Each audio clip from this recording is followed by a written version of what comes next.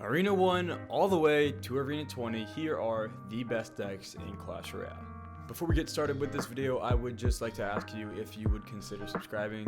99% of you that watch are not subscribed, and it helps out so much more than you could imagine for someone my size as a YouTuber. Anyways, thank you guys so much for subscribing, and let's get back into the video. I'm going to try and make this video as fast as possible, but it's still going to be a bit longer than normal. Anyways, let's go ahead and start with Arena 1. With Arena 1, we have this deck right here. The Giant is your only possible win condition, so that means your opponent's only possible win condition is the Giant as well, which means you definitely need to use a building, and that being the Goblin Cage. You also have two spells, being the Fireball and the Arrows, as long as minions for your flying unit, and then you have your higher DPS defensive cards, being the Mini P.E.K.K.A. and the Musketeer. Now moving on to Arena 2, we've unlocked a couple cards that we are going to mix into this deck, and that's going to be the Tombstone instead of the Goblin Cage, and the Skeleton instead of the Spear Goblins. So now you can cycle a bit faster, and I feel like the Tombstone is just a better building in general. Okay, now this is where things start to change up a little bit. We have the Arena 3 deck, and this is what we got.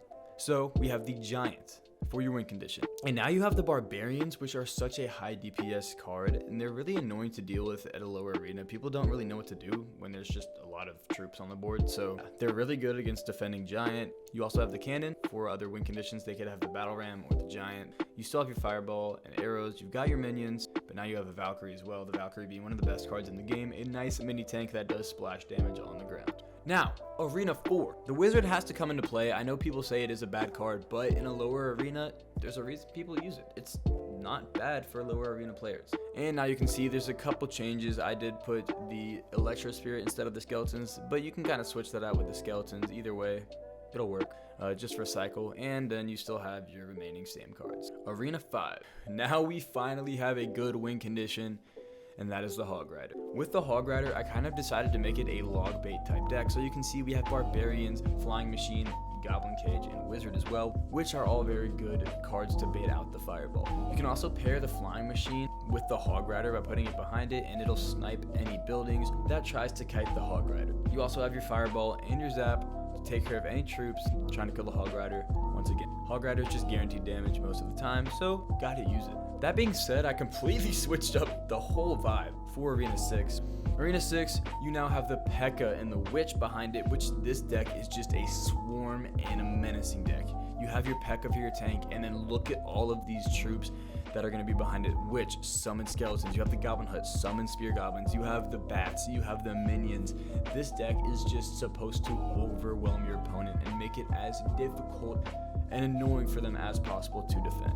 Arena 7. Now for Arena 7, I have got Fireball Bait once again, but this is a much better variant. You now have the Royal Recruits, which are just an essential kind of to add with Royal Hogs, but you now also have Royal Hogs, making this deck really annoying to play against. Yes, Fireball Bait is a really good deck. You've got Dark Prince as well for your little mini tank, as well as some splash damage on the ground, but you don't have a lot of air attacking units, so I would be a little bit careful, although I think you will be alright. Next up, Arena 8, we have got basically 2.6 with the Giant Skeleton. The Giant Skeleton is just a really good card right now, and a great pair to the Hog Rider. So yeah, this is a Hog Rider cycle. You have your Musketeer to do some good DPS, you have your Giant Skeleton to do some good DPS, and then you have your cycle cards. It is finally time.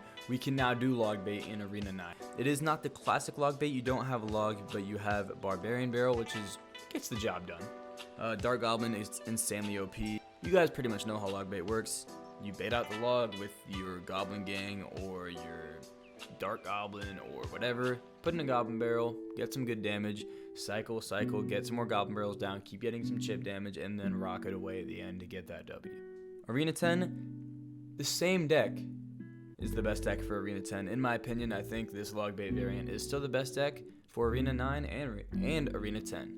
Arena 11 now is once again log bait, but now you have the OG classic log bait for Arena 10. You finally have the log and the Princess, so you can replace the Dark Goblin and the Barbarian Barrel. This is the OG log bait. Now you have a Princess that can get guaranteed chip damage, and a log that can get some chip damage on the tower as well.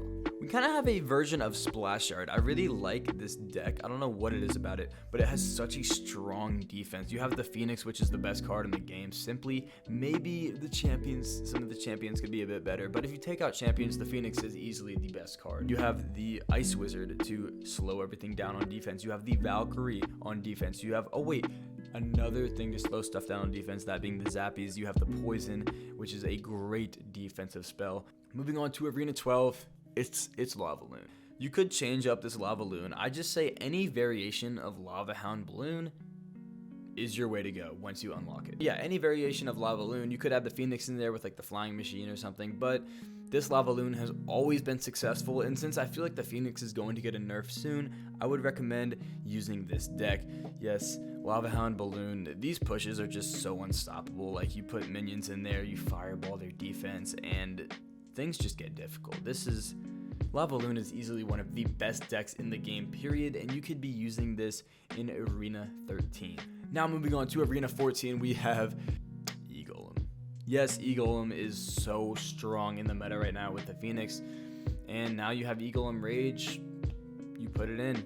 You want to play this deck off of counter pushes, and your pushes are pretty much unstoppable if you can just get a E-Golem with a battle healer behind it and a Phoenix behind that as well.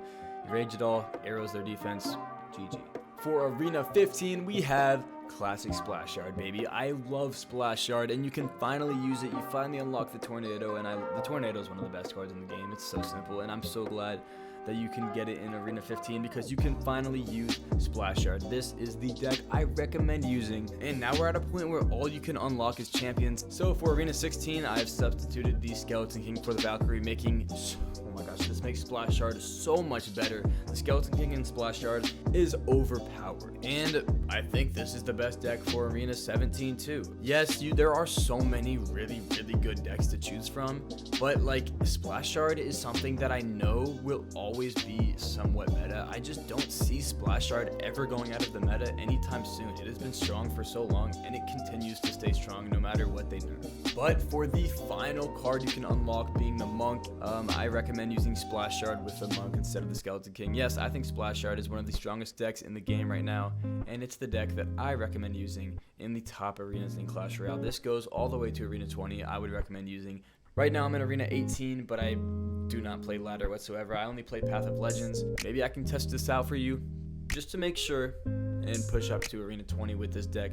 This deck is so overpowered. I love the Monk, I love Splash Yard, and I love you guys. So thank you guys for watching this video. If we can hit 200 likes, I'll give you gameplay for 5 of these decks that I have given you. Top 5 liked comments of which deck you want me to showcase in the next video. If this hits 200 likes, I will make sure to use and showcase in the next video. Anyways, thank you guys so much for watching. I will see you guys in the next one, and peace.